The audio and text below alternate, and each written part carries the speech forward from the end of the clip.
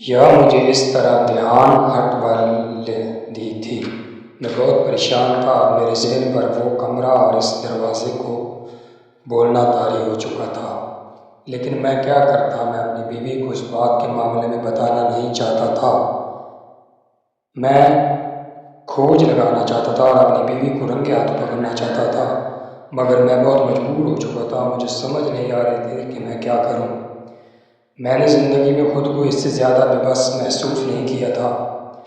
کبھی کبھی بہت غصہ آتا تھا، دل چاہتا تھا کہ سب کچھ ختم کر دو، بیوی کو طلاق دے دو اور اس کے سارے کالے کرتوت سامنے لے آؤں، مگر میں پریشان تھا کہ میرے پاس کوئی ثبوت نہ تھا۔ ایک دن میں نے منصوبہ بنایا کہ میں دفتر نہ جاؤں اور پورا دن اپنی بیوی کی ہر حرکت پر نظر رکھوں۔ اس دن میری بیوی کی کافی طبیعت خراب تھی، تو میں نے اسے آرام کی نصیحت کی اور تیار ہو کر دفتر جانے کے لیے روانہ ہونے کا ڈرامہ کیا۔ میں نے اپنی بیوی سے کہا تھا کہ تم پلنگ سے کھڑی نہ ہونا، میں خود ہی چلا جاؤں گا۔ باہر کے دروازے کے پاس ایک الماری رکھی تھی، میں اس کے پیچھے چھپ گیا کہ میری بیوی کو محسوس بھی نہ ہوا کہ میں گھر میں موجود ہوں۔ اس نے اٹھ کر ناشتہ بنایا اور میں دیکھ کر حیران رہ گیا۔ ناشتہ لے کر اس بند کمرے کے دروازے کو کھول کر اندر جاتی ہے۔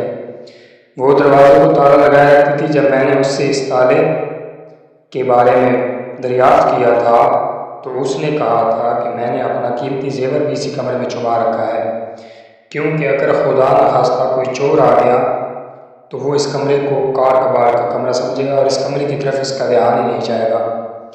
اس نے کمرے کا دروازہ کھولا اور اندر ناشتہ لے گئی۔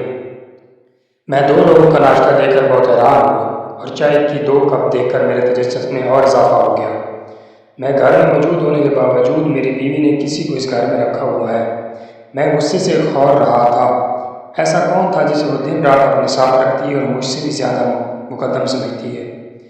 میں اندر ہی اندر تل ملا رہا تھا اور مان چکا تھا کہ میری بیوی ایک بد چلن عورت ہے جس نے میرے ہوتے ہوئے کسی آدمی سے رشتہ رکھا ہے۔ میں جو اتنے عرصے سے یہ سمجھتا رہا کہ میری بیوی یا تو کسی حساب کے سائے میں ہے یا اور کوئی معاملہ، مجھے اپنی بیوی سے نفرت ہونا شروع ہو گئی تھی۔ میرے پیر کانپنا شروع ہو گئے تھے۔ میں اپنے جذبات پر قابو نہیں رکھ پا رہا تھا، لیکن قدم اتنے بھاری ہو گئے تھے کہ اس الماری سے لے کر بند کمرے کے دروازے تک کا سفر مجھ سے طے نہیں ہو رہا تھا۔ لگتا تھا کہ پیروں کے نیچے سے زمین نکل گئی اور کسی نے سر سے آسمان بھی چھین لیا ہے۔ اپنے آپ کو اس بڑی دنیا میں بے بس اور مجبور آدمی سمجھنے لگا تھا۔ یہ کچھ منٹ مجھ پر اتنی بھاری تھے کہ لگتا تھا کہ یا تو اس دنیا سے کوچ کر جاؤں گا یا پھر اپنی بیوی کو جان سے مار دوں گا۔ یہ میں جانتا ہوں اور میرا خدا جانتا ہے کہ میں نے ان چند قدموں کا سفر کیسے طے کیا۔ ابھی میں کمرے کے دروازے پر پہنچا اور میرے ہاتھ جو پسینے میں شرابور تھے، میرا پورا بدن پسینہ پسینہ ہو رہا تھا اور میں دروازے کو کھولنے کے لیے اپنے ہاتھوں کو جنبش دے رہا تھا کہ وہ دوبارہ سے سرگوشی میرے کانوں میں آئیں۔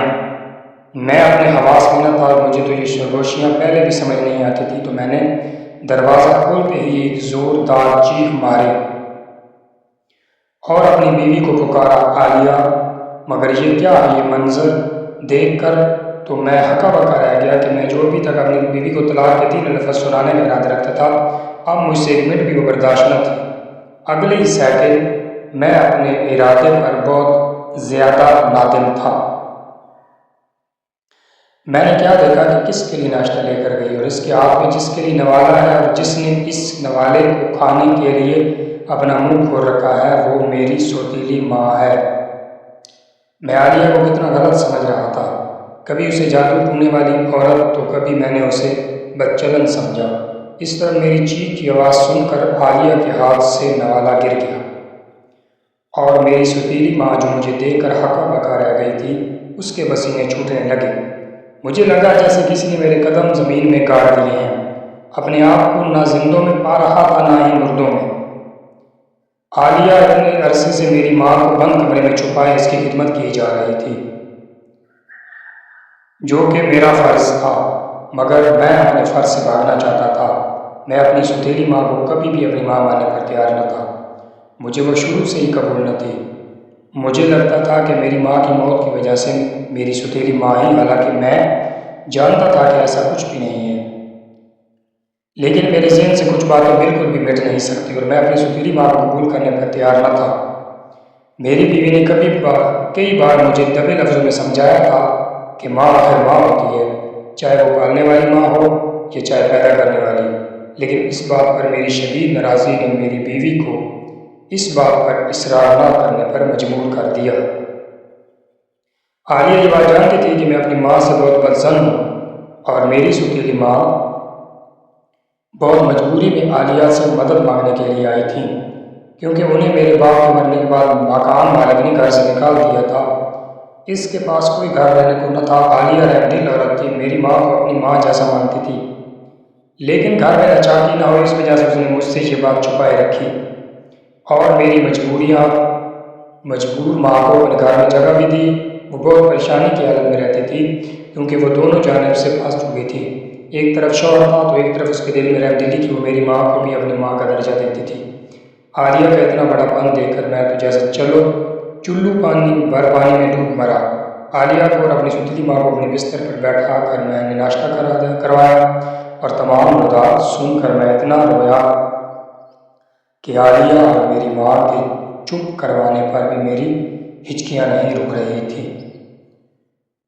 مجھے لگ رہا تھا کہ کوئی آئے میرے ہاتھ کاٹ دے، ایسا لگتا تھا کہ میں چور ہوں، ایسا لگتا تھا کہ میں نے کسی کے حق پر ڈاکہ ڈالا ہے۔ آج مجھے سمجھ آ گئی کہ انسان کا کردار ہونا ہی کچھ نہیں ہوتا، بلکہ اگر انسان کے دل میں نرم گوشہ ہو تو وہ عالیہ جیسے لوگوں کی طرح بڑا پن دکھا سکتے ہیں۔ اللہ حافظ۔